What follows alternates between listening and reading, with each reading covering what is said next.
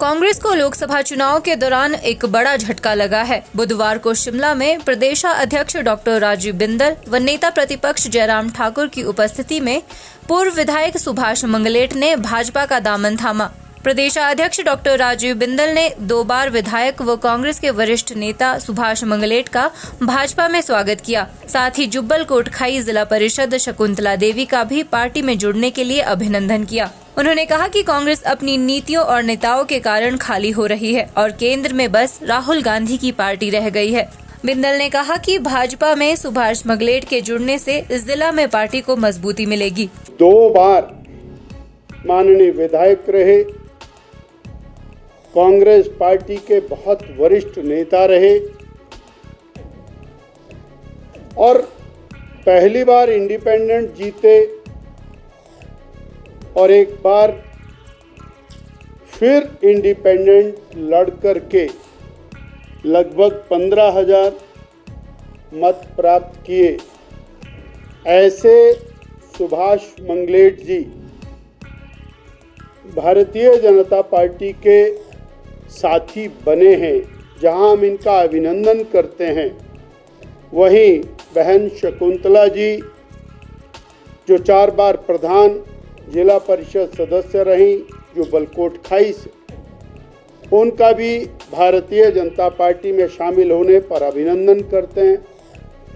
बड़ी संख्या में भाई बहन मंगलेट जी के साथ, शकुंतला जी के साथ पार्टी में ज्वाइन करेंगे और आज सिंबॉलिक तौर के ऊपर मीडिया के सामने ये ज्वाइनिंग हो रही है। मैं ये कहना चाहूँगा कि कांग्रेस पार्टी अपने नेताओं और नीतियों के कारण लगातार खाली हो रही है और हिमाचल प्रदेश का ये सिलसिला बहुत लंबा है। देश का तो बहुत ही बड़ा है, मोरारजी भाई से शुरू होकर के आज तक वो ख़त्म ही नहीं हो रहा और केंद्र की पार्टी सिर्फ राहुल गांधी परिवार की पार्टी रह गई है।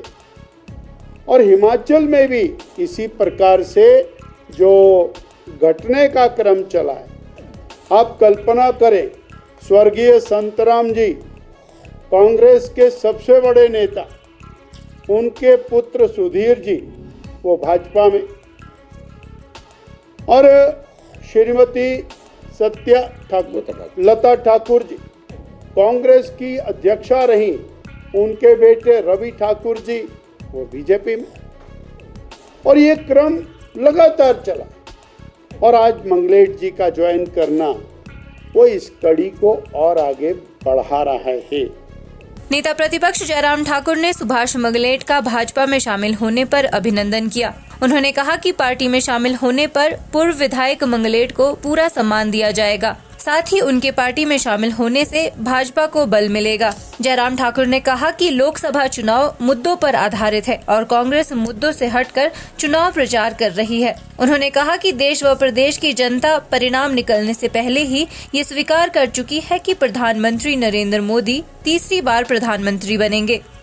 सुभाष मंगलेट जी का भारतीय जनता पार्टी मोदी जी के परिवार में, भारतीय जनता पार्टी के परिवार में शामिल होने के लिए इनका अभिनंदन करता हूं, स्वागत करता हूं। और जैसा आदरणीय अध्यक्ष जी ने अपनी बात कही है और मैं भी उसमें यही कहूंगा कि हम पूरा भरोसा दिलाते हैं, विश्वास दिलाते हैं कि इस परिवार में आने के पश्चात आपको पूरा सम्मान, आपको पूरे सम्मान के साथ जो काम करने के लिए, एक पार्टी को मजबूत करने के लिए जो अवसर प्रदान होंगे, उसमें निश्चित रूप से पार्टी खुले मन से विचार करके काम में हम सब लोग लगेंगे और आपके पार्टी में शामिल होने से हमारी पार्टी को बहुत बड़ा बल मिलेगा।